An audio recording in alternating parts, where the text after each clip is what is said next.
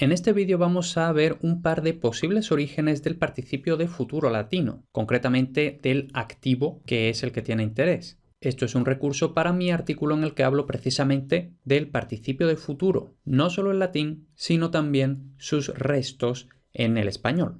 Puedes leerlo completo en delcastellano.com/morituri y precisamente esto os sonará de la famosa frasecilla, la famosa fórmula que sale a veces en las películas, series, libros de romanos, de gladiadores. En español se suele traducir Ave César, los que van a morir te saludan. Vemos que ese los que van a morir, todo eso, en latín se decía simplemente morituri. Aquí tenemos precisamente un ejemplo de participio de futuro activo. Morituri, los que van a morir. Este no es el sitio ni el momento para entrar a debatir si esta fórmula era efectivamente parte del ritual, si esta frase es realmente histórica. Lo más probable es que no. En las fuentes clásicas solo se menciona una vez, concretamente el historiador Suetonio, y luego Casiodión, probabilísimamente copiando a Suetonio, también la cita en griego porque él escribía en griego. Pero bueno, como digo,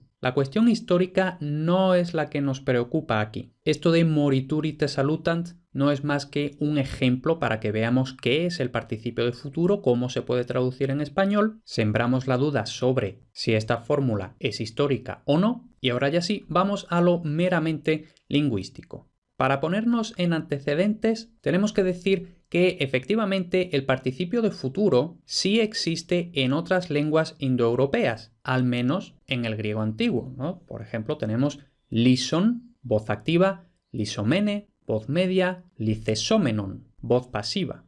Entonces, como mínimo, el griego antiguo también tiene participios de futuro. Sin embargo, la cuestión es que la morfología del participio de futuro latino parece ser exclusiva del latín. Es decir, el concepto de participio de futuro existe en más lenguas. Ahora, cómo se forma el participio de futuro en latín es algo exclusivo del latín. Vemos que esto de morituri no se parece en absolutamente nada a lison, lisomene o licesomenon. No hay absolutamente nada en común.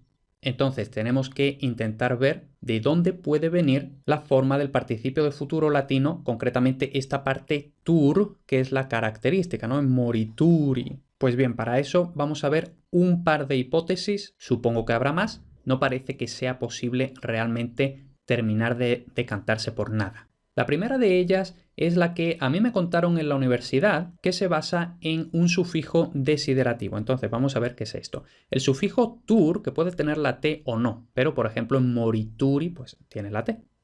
Entonces, el sufijo tur forma verbos desiderativos. Desiderativo quiere decir que está relacionado con el deseo. Entonces, por ejemplo, parturio es un verbo que viene de pario y hace énfasis en esa lucha, vamos a decir, que tienen precisamente las parturientas. Es decir, ese esfuerzo que hay que hacer para parir. Vemos que no es lo mismo parir, que es neutral, y en español mismo la palabra parturienta. La palabra parturienta en español tiene este matiz de la lucha del parto.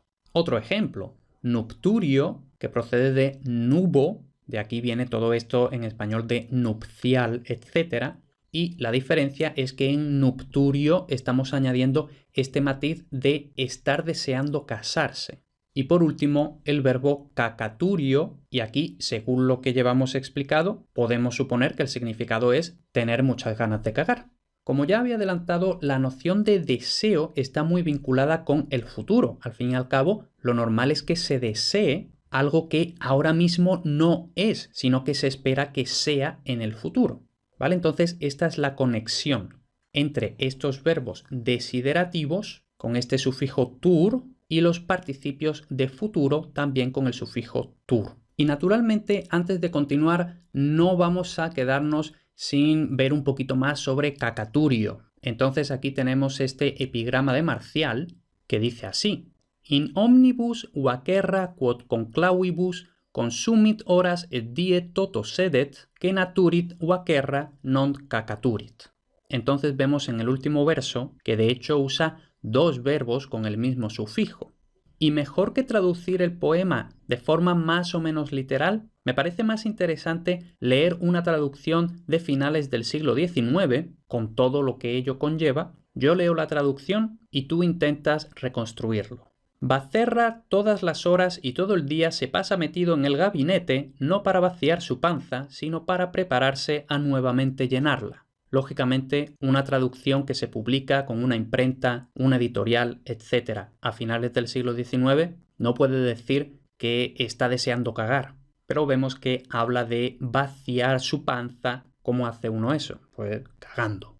En fin, esto es meramente ilustrativo. Pasamos a la otra hipótesis del origen del participio de futuro activo en latín, que es la hipótesis de Ernoult, un filólogo francés de finales del siglo XIX, principios del XX, y según él, el participio de futuro activo se habría formado por la fusión del supino y el antiguo infinitivo del verbo sum, es decir, por ejemplo, amatum, esa es la forma de supino, erum, el antiguo infinitivo del verbo sum. Entonces, de amatum erum podría haber salido amaturum. Es una explicación más o menos verosímil. Al fin y al cabo, el supino expresa finalidad, también muy vinculada al futuro. Yo hago algo ahora con una finalidad para el futuro. Y luego, para los que estéis más o menos bien de latín, estaréis pensando, ¿el infinitivo del verbo sum no es esse? ¿De dónde sale este erum?